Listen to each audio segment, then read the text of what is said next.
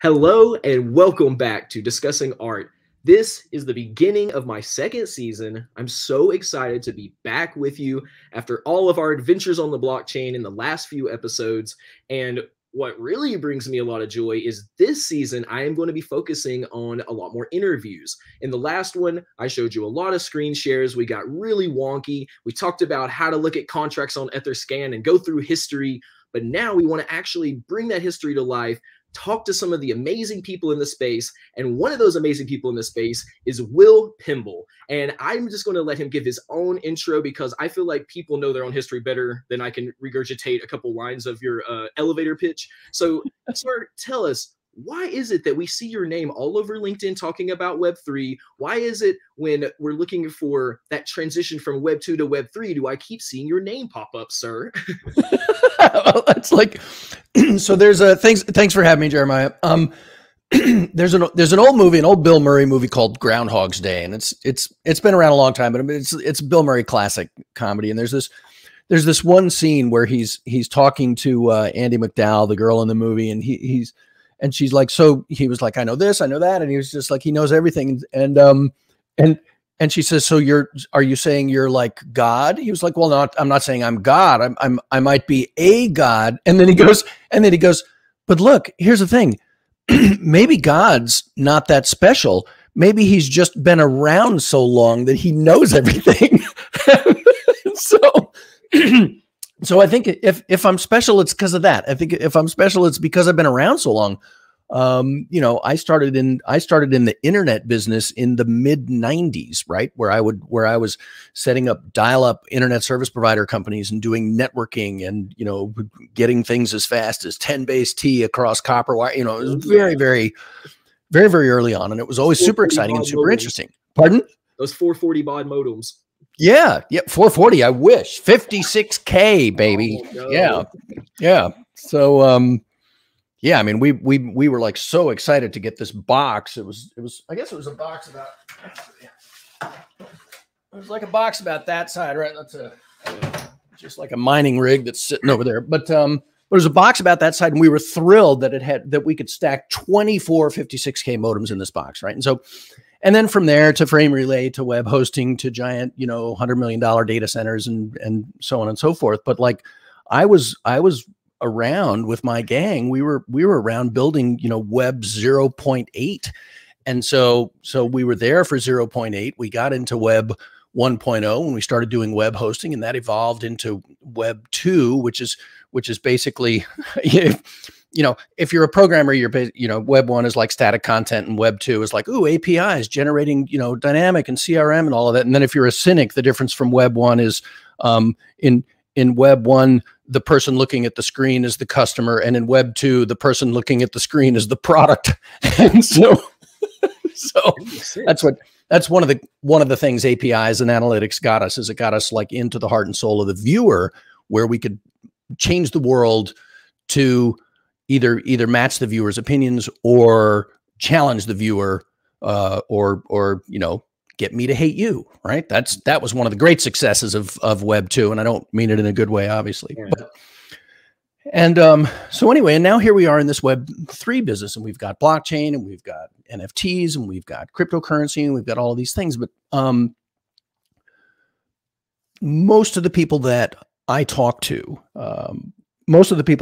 talk about Web3 being a brand new language, and it's super exciting and it's super cool, and this blockchain thing is amazing, and NFTs are fantastic and all of that. And I'm looking around. I don't know if I have one in my phone right now, but we'll start with blockchain, right? And so, but I disagree with that, by the way, right? I don't think that Web3 is particularly new. I don't think it's a brand new language. I think it's a new dialect of a language we've been talking since, Xerox PARC 1974. Yeah. But the difference between me and most people is, like, most people weren't alive at Xerox PARC 1974, right? And so unless you were alive during a time when something happened, it's history and it's imaginary in a lot of ways, right? And so like I'm a true internet native. I never, I was around for all of it. I was around for the very beginning of it. I built a company called web.com which started in the basement. I'm in my house in Connecticut today. It started in the basement of this house and grew to be the 19th biggest web hosting company in the world. And you know, again, we built data centers, we built software, all of this stuff. But it's like, but you know, just going back to Bill Murray, I'm not special. I've just been around a lot. So yeah, so that's how I got here. I got here just because I'm along for the ride, and I'm curious about new stuff, and I always want to know what the new cool thing is because I'm good at integrating. I'm good at building. So that's kind of what got me here. Is I've just been here. I definitely feel that, and I definitely understand that too. I have some of the not quite that deeper roots, but I feel I'm very web native, and I really like the way that you described how the difference in the technical difference in Web 1 to Web 2, which is exactly what you're saying. First, we were accessing data. Second, the data could see us back. But you know, from the cynic, and I was like, I think I'm a cynic. I was like, in my head, a lot of times I would describe the difference in Web 1 and Web 2, and I think a lot of people still frame it this way. So that's why I really enjoyed the way you put this. I think they just think of it as the difference of, you know, going on the internet and then social media being Web 2 itself. But what you're actually saying makes more sense, because social media also existed at a time when it couldn't look back at us too. It was just a website essentially we were going to visit before they were studying us back so much. So that really, I like that separation, and that really drives home another part of why what you were talking about with Web 3 not actually being new. It's new because it feels new to people who are just entering it, or it feels new to people who have no back history. But you know, for me, when I'm looking at smart contracts, I'm like, this is like Windows 98 DOS, you know, Windows prompt. Like, this is easier than JavaScript and, you know, and programming and forward facing and integration. And like, this is easier than that. It's really. C++, it's Stone Axe, you know, programming. I mean, it's like, it's ridiculously simple. And then on the one hand, right. And so if you're a coder and you look at this and you're like, come on, really? It's like, it's like, we're starting here. Okay. And then you look at the user interface. It's like, okay, connect your wallet, jeepers creepers, right? It's just like, so all of that is the reality of it. And then we see, you know, we see like the ethos or the vision or the hope, which is awesome, right? I love that people look at Web3 and see a whole bunch of shit that just is not there, right? I love that they see, you know, freedom of commerce, and I can make it do anything, and a decentralized organization. It's like an automated thing. It's like, it's not. You can get, you know, talk to any business person and see if they want to run their real business as a DAO. And the answer is categorically not, right? I mean, first of all, I can't think of all the things that might happen. I can't think of all the Boolean nonsense in the future, nor can anybody else. And so like the best you can do is think up 17 or 18, maybe 20 things, and then make poor decisions in advance, right? That's not how, you know, that's how mobs work. That's not how organizations work. So okay, there's reasons and there's use for it. And I'm stoked that it's become, you know, I'm stoked particularly about NFTs, how NFTs have become a place where artists can get a voice. Because one of the things that I think is particularly broken about the world of art and the world of music is that the artist and the musician, what do they get? You know, like maybe 2-3% of the whole deal. Authors too. It's like, you know, I mean, authors have blogs, and so that's kind of changed a little bit. Web 2 solved a whole lot of the blog, a whole lot of the author stuff. You know, and it's like, you know, fuck you, I'll publish my own book. And so that's just like, yay. And now we can see that with certain kinds or some kinds of artwork, and we can see that with certain kinds of some kind of music and movies and all of that sort of stuff. We're just scratching the surface. So I love that. I love the idea of putting a bunch of music producers out of business, because they've you know, they've had their fun, right? It's time for them to let the people who create do it. Of course, if you're a musician, you may or may not be like a rock solid coder or a data center runner or a business person, right? Those skills have value too. So it's a really, really cool time to watch this technology unfold. And by really, really cool time, I mean from 1974 to now. It's a really cool time to watch this unfold. Absolutely. And I have to agree there that watching the transitions, and I study a lot of these verticals as well. So, I can, because I come from music and I come from a Yep. film background. I was a television producer for a very long time. And played in lots of bands. I've been punk rock bands. I'm a DJ. So I DJ'd for, hip hop groups, DJ'd for, Nice. in like, house music and stuff like that. And watching those transitions when we went from CDs and then burning CDs to, that's when I felt like I had the most power in that era, was Right? burning my own CDs, making my music, selling my music out of my trunk, like the best deal Yeah, I could get on a multi stack burner so that I could burn multiple sure. copies, and then on my own printer, printing off the labels and then selling it, completely commoditizing my own stuff. I felt like I had so much power there. And then things moved over to the torrent system and MP3s.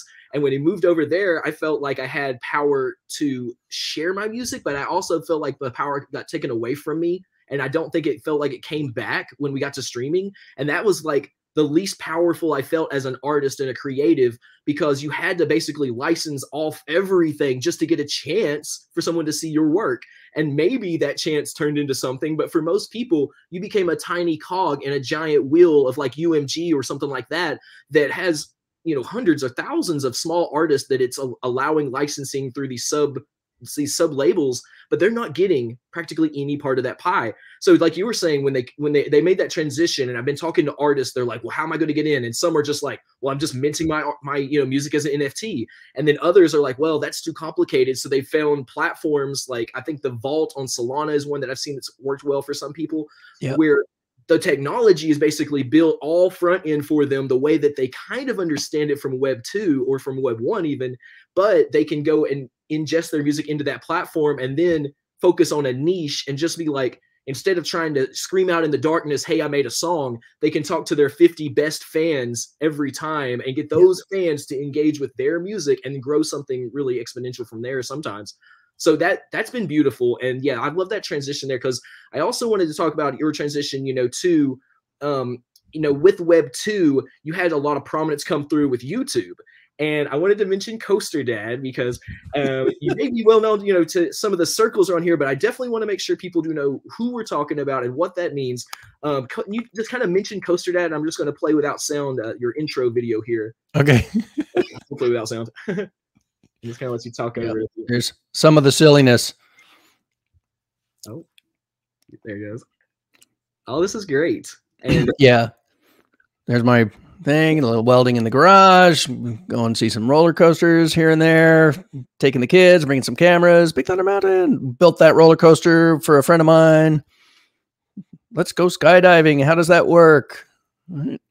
This is the steel card on the first coaster, drop tower at Knott's Berry Farm. And then I have my friend Lael made us a cool logo, and we had it animated and all of that. So cool. Well, can you tell me a little more about, what, really sparked this and where it kind of went with how it relates to Web 2 and your career, and, the influence you may have, had to have a good voice to speak to people online, just the little ins on that. Sure. Well, all of what you just saw was, and my and my YouTube channel and everything, all of that just grew out of just my absolute love of being a dad and having these like, these little critters running around that just like wanted to play all the time, right? And they're just like, hey, let's do this. Great. It's like, because I love to play with all, it's like it's hard for me to sit still, right? And so growing up, we would do all sorts of crazy fun stuff with the kids. We would go to museums, we do this. And one of the things that I learned as a dad early on is if like, say the Chabot Science Center in the Oakland Hills in San Francisco Bay Area, Chabot Science Center has an awesome museum. They've got a really cool planetarium. They've got telescopes and spacesuits, and there's all sorts of incredible stuff. They're closed on Mondays. And so what I did one time was I called the Chabot Science Center and I talked to one of the people there, and I was like, hey, my name is Will Pemble. I'm just a local guy, and I'm making some videos with my kids and everything. They're really interested in science and space, and you have a planetarium. And I wondered if we could maybe meet with you sometime on a Monday when you're closed and take a look at like the control room of the planetarium. And they said, sure, absolutely, that'd be great. And so we got to go to Chabot on a Monday when it was closed. My kids got to sit at the big desk, and they got to drive the the planetarium for a little while. And, you know, the video was tragic because, you know, it's very hard to shoot things in dark rooms. You know, you learn. But that wasn't really the point of it. The point of it was to get my kids and any, you know, and I think they each brought friends and everything, as many kids as you can, get them access to the really, really cool stuff. Show them the guts of what most of us just enjoy as spectators. Let's get behind the scenes. How does that work? And so we've been inside the control rooms of roller coasters, inside the control rooms of planetariums, and all sorts of stuff. And I joke around with it. We would make videos of those kind of things and coaster builds. I've built 5 roller coasters for the kids and me. The joke that I tell about that was like the first time Lyle, my son, this was almost 10 years ago. The first time Lyle said, "Hey Dad, you know, wouldn't it be cool if we had a coaster in the backyard?" I thought 2 things at the same moment. I thought, if I do this, we will have that experience forever. I will, you know, he and I will take that and, you know, and Ellie and Liz and all the kids in the neighborhood will have this forever. And yeah, I'll be the center of attention and I'll get, you know, all of that, but like, we'll all share this. And when he's 40, he'll talk to coworkers and friends about his crazy old man who built this thing. And I thought that, and I was like, okay, so I'm doing it. And then the other thing I thought is like, you know, and this would also just be like, it would just prove definitively once and for all how much better of a dad I am than my brother. And so, Salty. I love it. And Larry and I are very close, and we love each other very much, and we're both highly competitive, right? Yeah. And so, you know, and he wins at a lot of things, and so that was kind of the vibe of it. And so we put up the videos to show Grandma Lois and everything, and that just kind of took off, right? Hackaday found it and retweeted it. This guy named Guy Kawasaki back then, he found it and retweeted it. Good Morning America came to the house. Netflix, the last coaster I built, Netflix filmed it, and so you can go to If you just Google Netflix roller coaster, you'll find me there. But all of it, then and now, all of it is about, you know, showing kids just how cool the world is and just how close that coolness is to all of us, right? You don't have to go to Six Flags to get the feeling, right? You don't have to be special or rich or an engineer or any of those things to really get into the stuff that makes life amazing, right? The stuff that makes rockets and airplanes and, you know, trampolines. It's just like there's no end. Yeah, you're right. You know, and that's so true, because it's that imagination that I think really drew me in, because I've also been an artist my whole life, you know, in different mediums, whether it's pen and ink or just drawing when I was a kid on the back of folders in high school, or, you know, as I got, you know, into my career of, you know, creating storyboards for films and then creating 3D art and getting into all those different fields. And I think it was also those passions that drew me into the world of crypto art. And it's kind of the same in there. You're talking about, you know, I'd done, you know, a lot of YouTube videos. I would film, I'd film live artists doing behind the scenes videos of acoustic sets, you know, before they went on stage and stuff like that, and music videos and, you know, short films and, you know, existing in that Web2 world and doing digital products so people could, you know, even learn and educate about that. But it wasn't until I really started to understand the crypto art world, which is like late 2020, and then really jumping in 21, that I started to see that I could also build something that I didn't have to worry about whether YouTube was going to still be around, or whether Yahoo would still be the most prominent search engine, or whether AOL would be my internet provider. Because as I'd seen those things change and going through storage, I'm a storage nerd. So I, you know, when I'm back, you know, back to those CDRs that we talked about, and then to flash drives, and then to spinning disk hard drives, and then to solid state hard drives, I've always tried to I've taken data and I've moved it along that line all the way from there, from the 90s on to now. And I still have some of those datas that I've kept moving and moving. And now since we get to decentralized data, that was the last piece of the puzzle between art and creativity and storage, as nerdy as that is, that really put the pieces together for me and moved me into wanting to be in the NFT world and NFT community. And so that really brings me to ask you the same question. Like, as we start talking about an NFT project that you are leading part of, I would love to know how the conversation went that made you want to be a part of that? How did you come up with the ethos behind why you're making this project? Because I see there's a strong, conviction behind the project, and also what it is that, you're planning to do with the project, as it relates to, arts and utility and those types of things.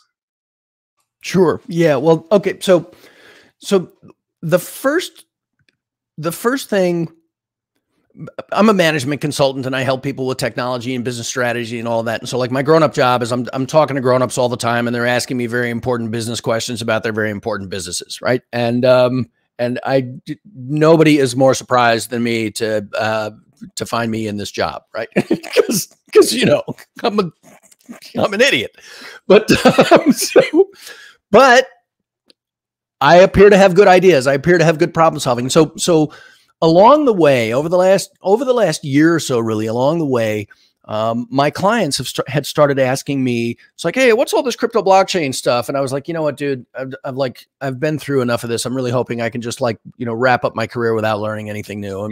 And I was like, so maybe just go find somebody who's 25 and ask them. It's a much better idea. And so I just blew it off. I was like, no, this is like, I've already lived through an entire career, an entire successful career, where the first question any customer asked was, so what is a domain name anyway? Right. And so look, I spent 10 years answering that fucking question, and it's hard to answer that question. It's hard to build user interface to make that easy for people. And it's hard to change the minds. And the second question, by the way, was, isn't that kind of a scam? So when people is like, hey, can you help me with the crypto blockchain? It's like, no, dude, because I'm fucking exhausted. I've done it and I don't want to do it again. And that was so really and truly, I didn't want any part of this business. I wanted to leave it to you, right? Because you're young and strong and you can figure it out. and you will, right? I'm unnecessary. I am a redundant component in this world. And then, so I shut the first client down. He's like, all right, fine. I'll find a 25-year-old. I was like, good answer. And then, next client, I kind of visit with my clients about once a month. And so a couple of weeks later, I'm talking to other clients like, I've been trying to figure out about this crypto blockchain stuff, particularly NFTs. What's that all about? I'm like, you know what? It's, find a 25-year-old. And I told him the same thing. And then the third time it happened, I kind of have a rule in my head where when I'm asked a question that I don't want anything to do with, I shut it down. It pisses me off a little bit. I shut it down and I shake it off and I go, whew, that was close. And then the second time I'll shut it down and shake it off. And I was like, oh, golly, I hope that doesn't happen again. And then the third time it happens, I take the hint, right? The third time it happens is like, okay, so it wasn't Corey who was asking me about crypto blockchain NFT, and it wasn't Phil who was asking me. It's the universe that's asking me about this, because if the same question comes from two different people, two different geographies, two completely different industries, then I need to listen, because it stops being about whether or not I find this convenient, right? And I'm like, okay, fucking fine, right? And that's it's like, fine, I'll learn it. and so I jump in and I call my friend Nick, and he's a technical guy like me, and we sit and we dig down and we go through the whole thing. And I love things that are super, super simple, right? I think if you really understand something, you should be able to explain it to a 5-year-old or at least a 10-year-old, right? So we go through it, and the first problem that I ran into, which is the first problem that everybody runs into, is the word blockchain. So for example, if you didn't know anything about the planning, organization, location, scheduling, purchase, and disposition of goods and services across multiple continents, if you had never had anything to do with that, and I said to you, if you never knew anything about that business at all, and I said to you, supply chain, you would immediately know what I was talking about. Even if you knew nothing about how supply chain works, you would say, oh, wow, it's a chain, and a chain moves, a chain conveys things. I guess it's a chain of supplies. It moves things from one place to the next. Well, okay then. Supply chain. Awesome. Easy peasy. And then we can go from there. It's like, okay, now let's talk about some of the nuance of supply chain. Let's talk about enterprise resource planning. Let's talk about just-in-time manufacturing. And those are subsets of supply chain. If I were to say bicycle chain, that's just easy, right? We don't even have to talk about that one. If I was to say roller coaster lift hill chain, you'd be like, roller coaster has a hill. It does get lifted up. The chain must be the thing that does that. Now, if I say to you blockchain, here's what happens. You can't even help it. And it just happened to you a little bit right now, even though you know what I'm talking about. You know what a blockchain is. When I say blockchain, your brain turns off certain parts of itself because that's the instruction that the word block gives to your brain. So the word blockchain disengages the very thing that we want our audience to use when we talk about it, which is their fucking mind. Right? As you can see, I am disappointed by this. Right? Because you know, I'm a writer. My dad was a writer, and words are super important. Words and phrases and terms, a term, an industry term, a vernacular should be designed to inform the listener about what we're talking about. Supply chain, right? I say supply chain, that opens up a whole conversation that we can talk about how to move supplies from one place to the next. We're inspired, we're tired, we're whatever, but we're thinking about the thing we're talking about. I say blockchain, my next question is what? What's a blockchain? Right? Oh, you can't make a chain out of blocks. That doesn't fucking work. Or a block is something I trip over, or a block is something I make a wall out of. There's another great metaphor. I could go on for a while, as you can plainly see. And then if we set up an NFT project, what's an NFT? Oh, well, it's a non-fungible token. Well, let's talk about the definition of this archaic word, archaic in the English language, in etymology. Archaic means unused anymore. Let's go dig up an old fucking word that doesn't mean anything to most people, so that when we say non-fungible token, we can not worry about what an NFT is. We can dig in for a while about the definition of the word fungible. Discord, bro, if you look it up, means argument. Mining, for the love of God, could we, why didn't we call it murdering or seal clubbing? Right? It's like, oh, I'm mining cryptocurrency. Oh, cool. So would that be strip mining or hydraulic mining? It's like our branding in Web3 is terrible. Oh my God. And I have reasons. I have some reasons why, and the reasons, or I have some theories. They're just opinions, and everything I'm saying here is just my opinion. But one of the things I think is, and the end of this rant is that nobody ever went broke because they tried to make their customer feel smart. Mm-hmm. On the other hand, a great many people have gone broke trying to make their customer feel stupid.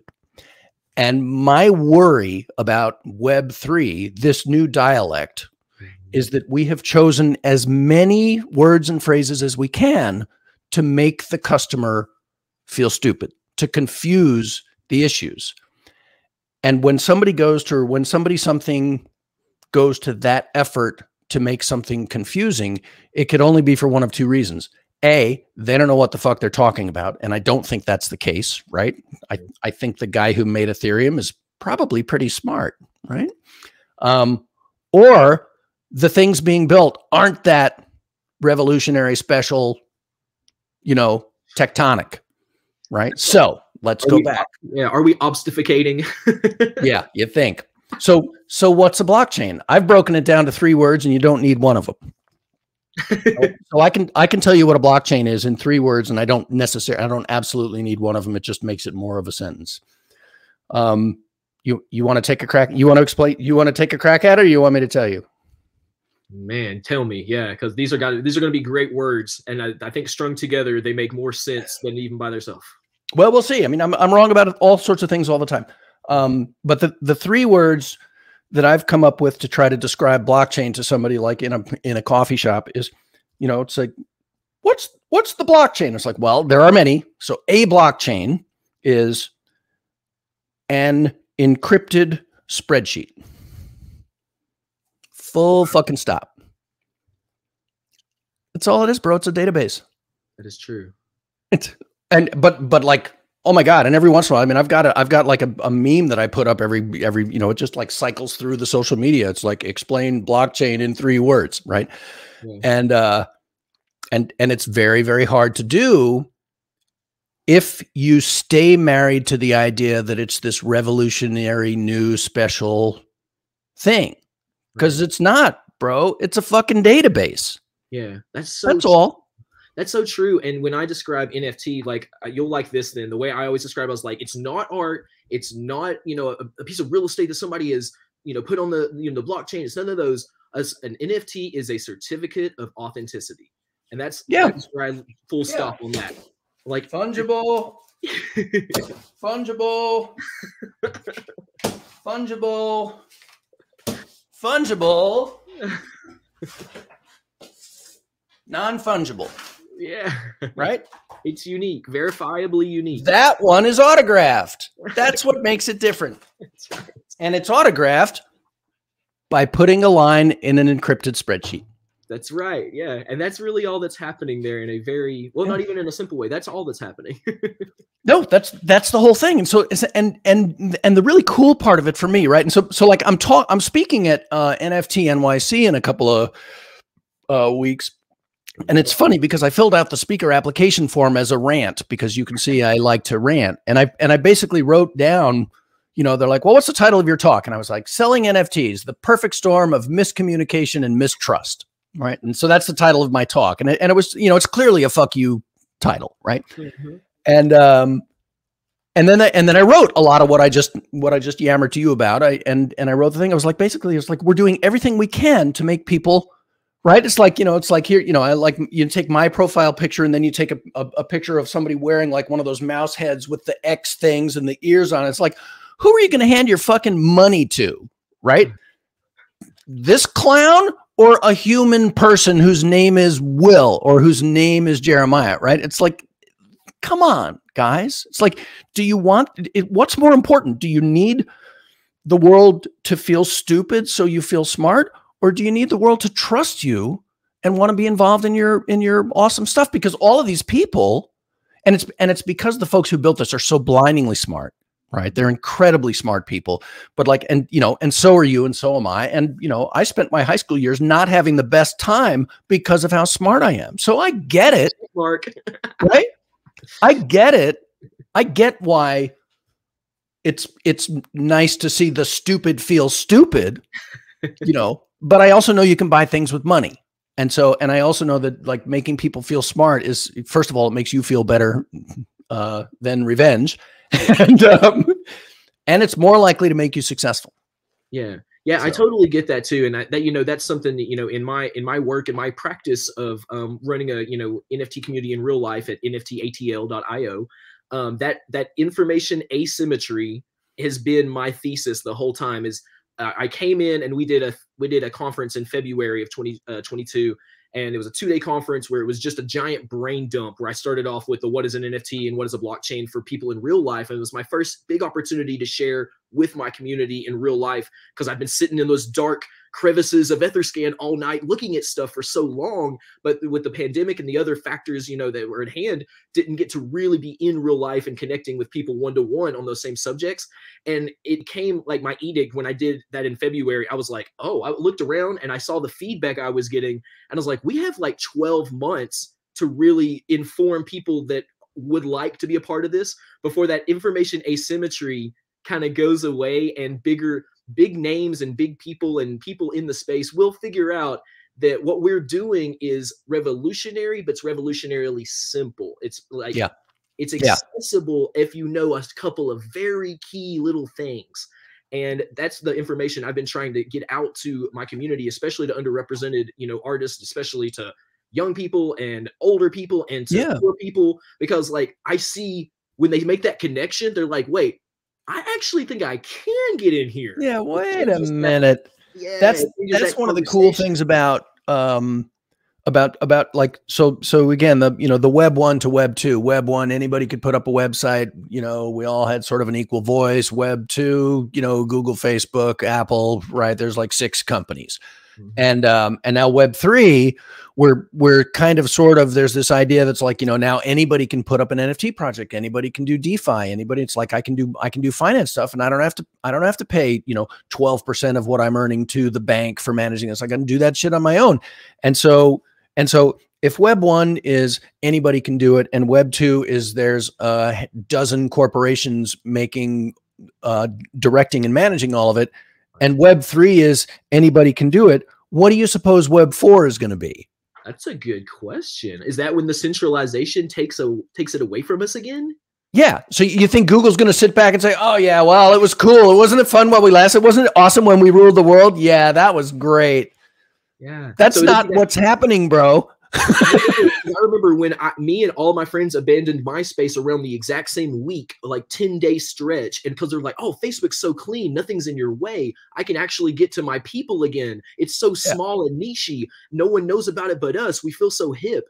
And then eventually, in today's world, people even listening to this right now are thinking Facebook is for old people. Yeah. Yeah. Yeah. Facebook's for my dad. There was a time. Yeah, so I definitely want to flash and actually show your a page for your and you walk me through just a little bit of your NFT project too. Sure. Because I think on that rant too, I didn't quite get to what your actual mission is behind this, but I do see there's a very strong mission behind what you're wanting to do with Coaster Punks. Yeah, it's a big thing. So the Coaster Punks project started because like most things I do, it either starts because of like a silly what if kind of a question, or just a straight up dare, right? And so I've got a warehouse. I've got about a 3,000 square foot warehouse, which is kind of my workshop and where I play, build crazy stuff, working on a ping pong ball rain machine at the moment. We'll talk about that another time. But I was talking to somebody on Zoom, and they were like, "Where are you?" I was like, "Oh, it's my workshop because my garage got too small." And so it's like 55 feet by 55 feet, and it's got 25-foot ceilings. It's really, really big. And we were also talking about roller coasters, all the different private roller coasters that have been built in the world. And there's a guy who built one that looks like Big Thunder Mountain, and I built mine, and it's really, really fast and cool. And there's all sorts of different ones. And I'm like, we were talking, I was like, what would be cool?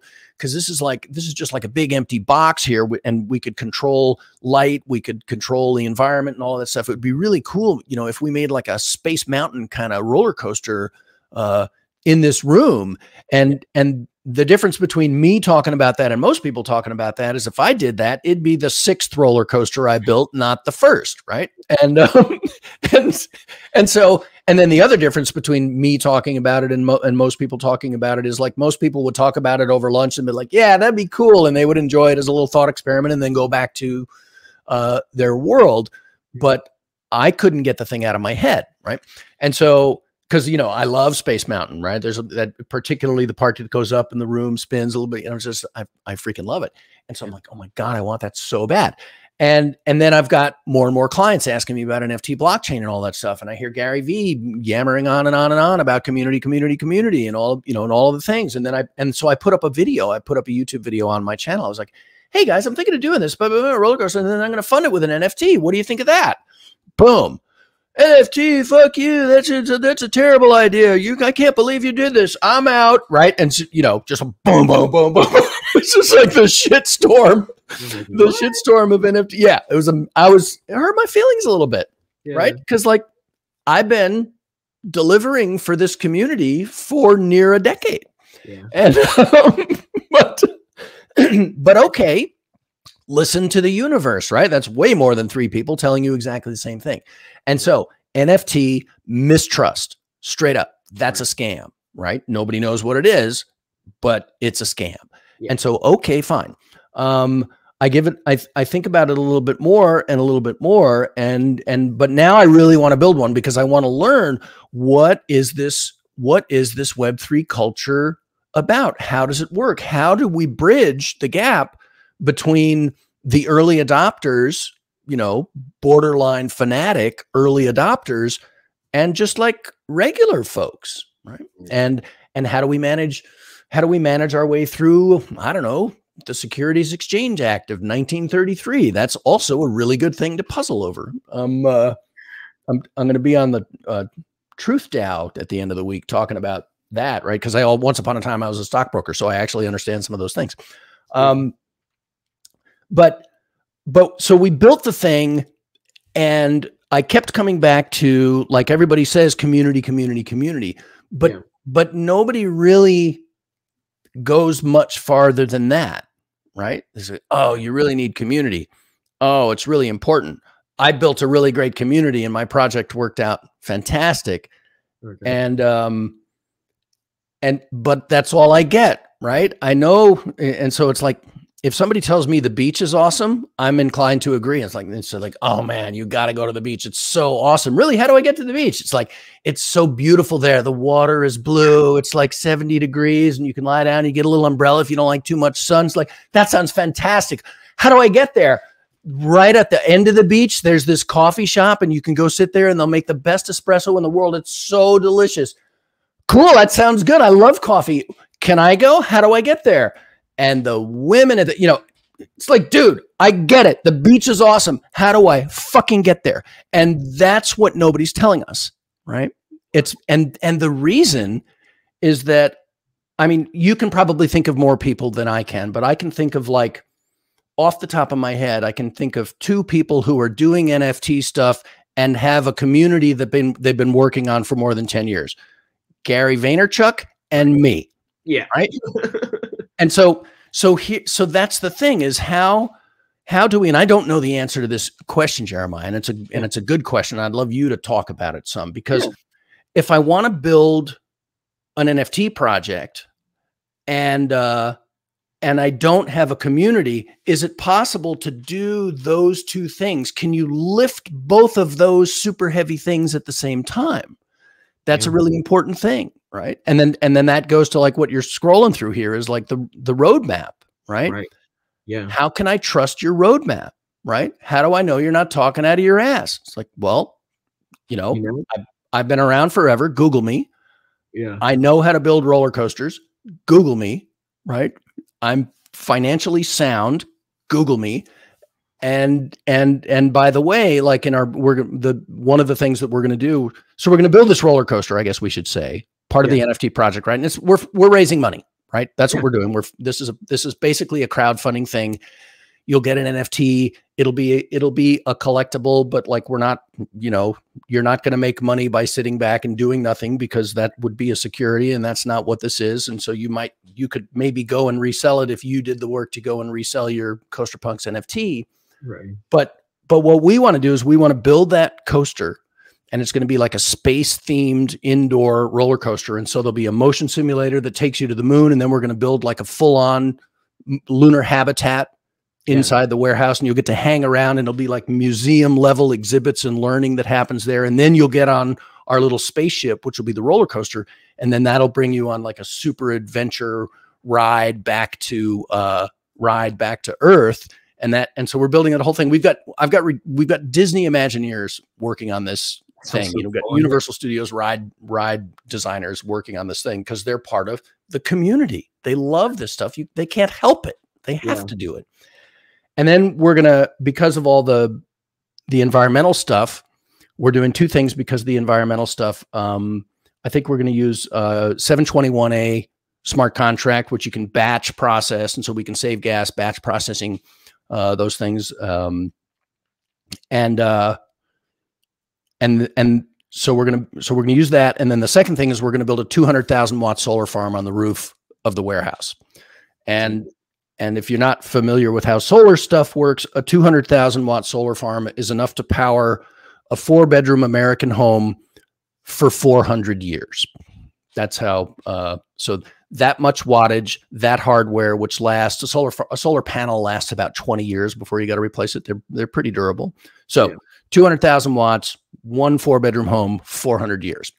So it's a lot of electricity, right? And we're going to put it up there, and maybe we'll make it even more than that. And then the other thing, really cool thing about it, because we want to teach kids. So we're roller coaster physics built, we're science built, we're sustainability electricity built.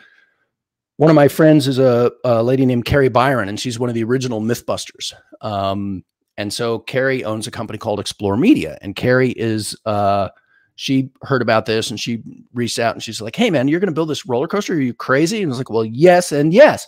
And she's like, "That's great news. I would like to make an educational TV series about it. I would like to executive produce that.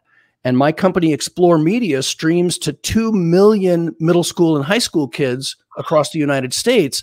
And we want to stream this content to our 2 million and growing audience of kids who like science and are in school." Yeah. And so, amazing. So like, and that's like cool, right? And everybody I talk to, and if you're the first, I'm looking for the first person to go, whatever. But everybody I talk to about this project, roller coaster people, science people, education people, NFT people, crypto people, they're all like, "Dude, that is awesome," right? And here's what my notion about why is I think it's awesome, and I think it has legs as just a straight NFT project, as a straight Web3 cultural thing, because it's 80% project and 20% NFT, right? So my NFT project, 20% NFT, 80% project. And I think that's a really good test. If you're thinking of doing an NFT project, you have to ask yourself, how much of it is NFT and how much of it is project? How much of it happens in real life? And how much of it is for this community? And by the way, is the community real? Are they like flesh and blood human people? Are they excited about something beyond, the NFT, which nobody really knows what it is? And by the way, the NFT isn't actually the thing you buy. It's the image in the meta, blah, blah, blah, blah. Right. So that shit is complicated. But what's not complicated is we want to build an awesome roller coaster, and we're going to have a probably a month-long launch event. So anybody who buys the NFT is going to be able to ride this thing. Right. We're going to be invited to the party. I ran a this is again, going back to Bill Murray. I was chief operating officer of the biggest event company in California for 4 years. Right. So like I've run Oracle Open World, right? Like produced that show. And so like, we're throwing a party, bro. How do I know I can throw a party? Because I can throw a party for 130,000 people on Howard Street in San Francisco. Yeah. I can throw a Black Eyed Peas concert on Treasure Island. How do I know that? I've done it. You've done it. So again, so like, so again, community, credibility, trust. Those are the crucial things to an NFT project. And if you're promising that you're going to, I'm going to build a community alongside my NFT project, really, what are you going to do? Solve world hunger, baby. I'm like, okay. Heard that. Yeah. Just saying. Bill Gates has been working on that for 40 years and he hadn't made a dent, really. Yeah. He's smart and God bless him. And thank goodness that he is, but that's a big one. Yeah. Yeah. And I'm not sure, your ape is going to do that. Right. And well, I'll definitely say, and it comes to when I evaluate, like what's going on in this, because I do pride myself on knowing a lot of blockchain history and trying to look backwards in the history of NFTs all the way back to 2011, what we still think of as like the earliest stuff at the moment, so that I can look and see, well, what have we tried, and what's done well, and what has really worked. And I like the things that I find are good hallmarks are not, anon teams that are essentially creating an ICO offering. That's what I've seen a lot of, an ICO offering with a piece of art attached to it. No real idea what's behind it except speculation. And that to me isn't even an NFT project as I identify it in the long-term history. Like if we look back 20 years from now, when we look back at the history of blockchain, most of those projects won't even appear on most people's timelines because they won't even be a blip, even if they had this tremendous run up and run down in a very short amount of time. But what will last and what will be there are people, even individuals like yourself that are just frankly legendary, coming from their different places and building a solid community that understands the value. And again, going back to what you're saying, this is an opportunity to be a part of what you're doing, not an NFT project, as they say. You know what I mean? Yeah. You're expanding your community. In my opinion, this is an opportunity to expand your community, not a transition of your community to a different place.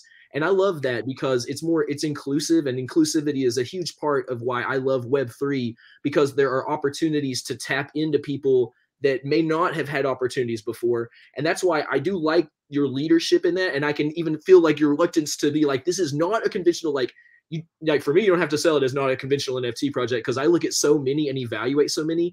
I see that the differences are in, okay, there's a non-developer and a non-marketing team doing a lot of behind the scenes stuff to try to make you think there's a presence. Maybe they've run up their Twitter score to 100,000, but none of that actually translates to anything but a bunch of bots.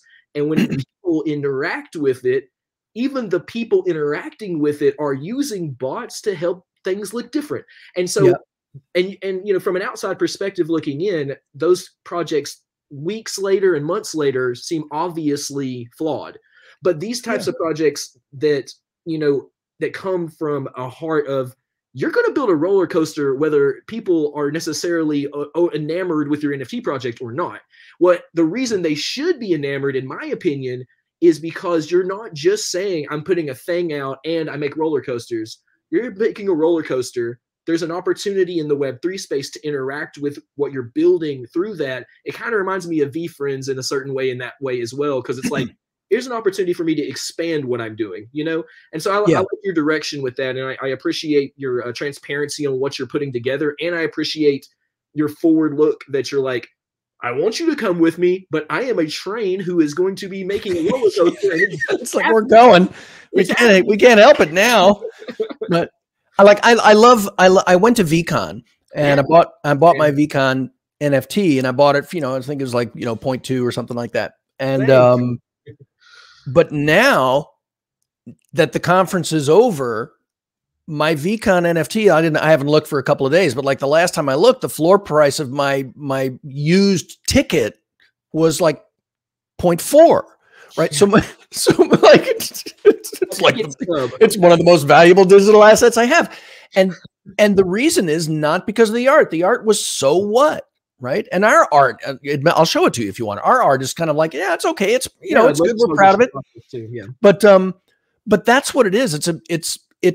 That's a piece of history. That's a piece of the story. Like Liz and I, we've been going to CES and trade shows forever. And Liz has a box of lanyards. Right.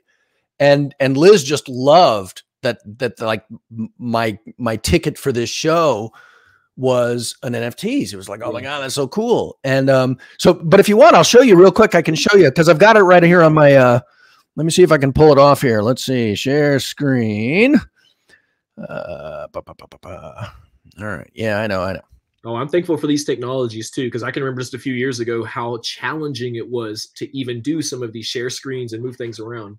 Yep. Okay, you see this guy? Yeah, totally. Here, okay. So this, each of these bits and pieces here, you look over here, right? We've got all of this, and I'm like pulling it together. Here's like full on alpha stuff for you, right? And so like you see the crew lanyard disappears. Yeah. So right there, he's got that little lanyard that reads crew, right? If you get the, and this will be like one of the rare things, but if you get the, if the one you get, and everybody, they'll all be priced the same, and they'll reveal after you get it. If you get the crew lanyard, we're going to ask you to come and be part of the crew for the TV show, right? And so let's like come work with Carrie, work with the Explore Media people. You know, you're going to be just like getting the business, and so you're on the crew. One of the things you'll look at this one. I'll see. I'm trying to see if I can find them here a little bit, but just like looking around, you see the little airplane up here in the upper right hand corner. The little airplane is we're actually going to give you a flying lesson. We're gonna like send you up into an airplane, because learning to fly an airplane is the first step of becoming an astronaut, and becoming an astronaut is the first step of becoming an interplanetary species, right? We need astronauts. We need people who fly. And I know, you know, I'm a pilot. I'm a commercial instrument pilot, and you know, for a long time, I know that you can learn things about the world, your life, yourself, others by flying that you can't learn any other place. And I also know that most people think that shit is completely inaccessible. Most people think it's like, oh gosh, flying, I could never do that. Dude, go to your local airport with $100 bill and you can fly an airplane today. Right. And so we want to demonstrate that. And then I don't have the art for it yet, but the other one will be a skydiving lesson. So you'll either get not everybody will get them, right? There's rarity involved and this shit's expensive. But that's one of them. You see over here, Aristarchus Electric. That's the name of our imaginary electric company. That little green triangle there, Aristarchus Electric. We can name a solar panel. We'll name a solar panel after you, because we're going to have about 400 solar panels, and so we'll name one for you. And then also lower right hand corner, habitat floor naming, and so you might have this habitat floor name, like the little bricks outside of Disneyland, right? And so so you can dedicate a habitat floor tile in our lunar habitat. Heaps of swag, right? There'll be Moonshot t-shirts and hoodies, Coaster Punks t-shirts and hoodies, Aristarchus t-shirts and hoodies. Our smart contract will talk to an API that'll just like ship you your stuff, right? And so I'm pretty sure, I'm not certain, but I'm pretty sure just like everybody's going to get merch. Everybody who buys the NFT is going to get merch, and it'll be actual real life stuff. Looking at the chest of the person, of our character here, and there's all sorts of different characters, obviously, but looking at the chest of the character, Disneyland VIP, we're going to have a bunch of we'll have, like, again, not thousands, but dozens of Disneyland VIP tours. And that's one of those, like, $700 an hour tricks. And all of those things are for two people, for you and a friend, because I really believe that experiences that are shared mean more and last longer. So all of these are for two, right? And so you and a friend can have a Disneyland VIP tour. You and a friend can have a Hollywood Studios VIP tour. Those little 4 pips across his chest on the right-hand side there, that's just rank insignia. And so this one is a captain. The 3 would be a commander, 2 would be a lieutenant, 1 would be an ensign. And so you'll have, and those are just, they don't have any value, except it's like, there'll be a lot fewer captains than ensigns. Yeah. And then this one on the right-hand side, or on his left shoulder, right above the word Moonshot, that M, that's the golden ticket. That's you and a friend get to be the first ones to ride the ride at the launch event. And so you get to come to the pre-party, you get to meet the team and all that sort of stuff. And so there's all sorts of different stuff there. Oh, there's a little frame. I don't know if you see the little record frame turns on and off. If the record frame, that's called the cameo, which means you get to be in the last episode, because we're going to film the last episode of the series at the launch event.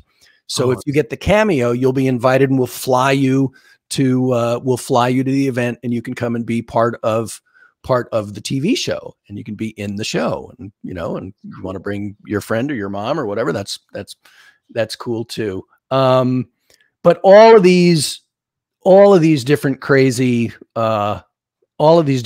things here. And then if I turn off the solar farm, there's different backgrounds, and these are all photographs that I took.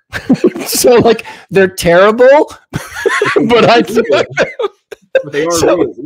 Yeah, they're terrible, but I took them. And so, like, just these like crazy background, roller coasters, right? So there's my first roller coaster that I made. And so there'll just be different backgrounds. That's the coaster at Cedar Point that my logo is, that the Coaster Dad logo is based on, and so on and so forth.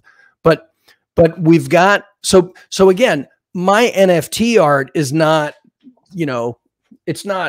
it's very representative. It's representative. It's a communication, right? Yeah. But again, my NFT art is 20%, NFT, and 80% what's going to be part of the art. And it was, and you talk about, the name of the show is Discussing Art. Mm-hmm. It wasn't until the 3rd roller coaster that I ever began to entertain the idea that I might be an artist, right? Because I'm an engineer, I'm a businessman, I'm a dad, I'm a lot of things. But and then I'm like standing out in the yard one time. It's like, oh my God, you're such a great artist. And I was like, damn it, I am an artist. So I was like, I'm going to own that shit. It's just like my art is really, really big, but, installation. Yeah. And so, but that's, that's the whole thing. And so as soon as you get your NFT, as soon as it's revealed, you'll know what all the perks and prizes are. And then if you're, you know, in terms of like, is it a collectible or whatever, if you're in LA and the coaster's on the East Coast and you can't make it to the launch event and you got the golden ticket, well, you know, I personally know people who would pay tens of thousands of dollars for that first ride. I mean, when we did an event at my house, when we had a launch party, for just a little launch party, and we weren't letting kids ride the thing, you know, because it was at the house and all that. We didn't want to scare the parents and everything. And especially like high school kids. There was a kid who came to the party who was 18 years old, and Lyle was 16 at the time. And this kid, he goes over to Lyle. He's like, dude, you and I are about the same size. I will give you my driver's license if you let me ride this ride. And, you know, Lyle was like, I don't need it, man. I get a ride anywhere I'm going. And I was like, oh God, you're so cute. But so those things, those perks and that access and everything, those are going to have incredible value to a lot of people. Yeah. And then there's some other really, really cool stuff about the project that we're just about to roll out and everything. But what we've done is we've tried to take the community thing very, very seriously. And like you said, I mean, you said it better than anybody I've spoken to. We want to bring, this is a great opportunity to like go to the NFT crowd and say, dude, look how cool physics and science and roller coasters, look at how joyful this stuff is, right? And we can bring them in. Yeah. Right? And so I'm really stoked about that. And so we're really working hard to deploy community in a way that'll grow the hell out of it and make the tent bigger. And because I'm technical, I have no doubt that this is going to be like, I can run $100 million data centers with millions and millions of, services and customers and all of that sort of stuff. So that shit is like falling off a log for me. Yeah. We've got some really cool new tech that we're going to roll out that nobody has ever seen or done before. Awesome. And then the rest of it, I'm also incredibly open to, learning, and I want to know what I'm doing poorly. I want to know how I can make it better. And so and most of all, the thing that's like laser etched into my head about this whole thing is this whole story is going to get told to 2 million high school kids. Yeah. And next year it's going to get told to another 2 million kids and 3 million kids and 4 million kids. Cause the way we're documenting this thing, and it's going to be like, PBS level quality. Yeah. And courseware. We're going to write a textbook to go with the series. That's awesome. And so it's going to live so much longer than me. And so and that's really, really important. So, and then we're also, we're also financial people, right? And so we're going to take this coin, we're going to take this money, and we're going to manage it well. And so next year we're going to do some other crazy ass project, right? So this is just the beginning one. The gang is already, it's like, so what are we going to do next? I'm like, let's not talk about it, because if you get me excited about it, I'm going to lose focus. So like, no one's allowed to tell me a new idea until this one's done. Get this knocked off the board. That is really important too. And I'm excited to see where this goes, because you are taking something that you've grown and, and it's already got great legs, and incorporating the Web3 aspects to it. And like you're saying, like there's so many opportunities for community. So as we round out here, how can people get in touch with you? How should people interact? Where would you send people to find the best information about you? And what do you want people to know in the end? The easiest, quickest thing, just the single thing, is just go to coasterpunks.com. You can see the project. You can follow me there. You can do the Discord. You can do all of those things. But if you go to coasterpunks.com, if you really want to get into it, click the reserve button, give us your email address and your name and your wallet ID. And then you'll be on the public pre-mint list, right? Oh, look, you're already in. So we got you. And so go join that. And then if you want to like meet the actual human people who are involved in this thing, there's like a whole darn list of them that are all there, and they're all real folks, and they're all qualified, and they've done awesome, amazing stuff. And And so that's the way to go. Go to coasterpunks.com, join the gang. We're very excited about this. We've gotten such just like insane response to the thing. Well, after seeing all the way you're doing the levels and how I love this, because like you were saying, this is more like a membership experience that you're kind of expanding. It's like almost in my head, it can be an alternative to other fundraising sources like a Patreon or a Seed and Spark or these other platforms. And those platforms, I don't feel have really made the transition even fully to a Web 2 environment in ways. They're kind of behind it. So that's what I love, seeing the innovation level. And something else you spoke about being open to where the project goes. It's that innovation level. You have to try things and then experiment with it. And the other thing that that really came to mind when you're talking about the exposure that this series will have over time is if you have these high school kids who are thinking about engineering, they're thinking about Web3 technology, they're thinking about, because of the aspect you had about being a part of the cinematography itself, they're thinking about being a part of film and TV world. They're thinking all these possibilities in career center wise might be open to me. Whereas when I was coming up through college, through high school and going towards college, I had to kind of fight to find my technology in route that seemed accessible. Yeah. And so there are a lot of interesting, things that you open up those minds. And I love that because, I think that our kids are the ones that are the most vulnerable to getting left out of Web3 right now. Because to your point, if Web4 takes it away from us or re-centralizes it, or who knows what happens, we don't want these amazing intuitive kids. And I've met 13 and 15-year-olds who've been Salinity developers for 2 and 3 years. Yeah. And they're like, amazing. No, I'm not missing this. I'm 13 and I'm in here. And I'm like, okay, my friend, like, yes, you are. Yeah. Sir. And like, much respect to what you knew. Now, may I ask you a technical question? Yes. Could you please help me now? Yeah. So I love that. And, thank you so much for coming on Discussing Art to talk about this, because I would say too, you are a technical installation artist on a huge degree. The type of technical installations you are doing remind me of when I've seen incredible art in a gallery that's suspended in a really, really precise way. And if it hadn't been mounted and put in that way because of the physics involved, it would have, it can't actually exist in that way. You've taken that to an absolute extreme. And these are also living in an environment as well. So I love that thought of it. So you, sir, are quite the artist. And I think, again, long after, where they're telling stories about what we've done here, that, they'll be still seeing these art installations and understanding them. So yeah, that's what I really love about this. And so I just want to say thank you for being on the premiere of our second season as well, because this is the type of engaging conversation that I love to have. And I hope that our viewers and our listeners really get a good sense that, the positive part of Web3, the inclusive part, the community building part, it transcends whether you understand what the blockchain is or whether you understand NFTs fully.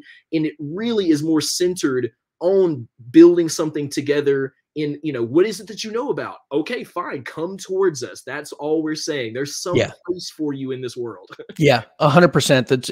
It's a big toolbox, and we need builders.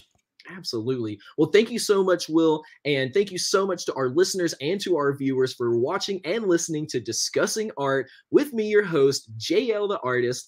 And I want you to come back and listen to our next few episodes that are going to be very special with some other incredible guests. And if you hear about anything really cool that I should know about, please hit me up, leave me a comment, follow me on social, find us on our podcast, and tell me something really interesting that you learned, because I love learning myself, and I will always be a constant learner. So I will be here for you if you're here for me, and we'll all be here together and join back on our next episode of Discussing Art. Thank you so much for watching.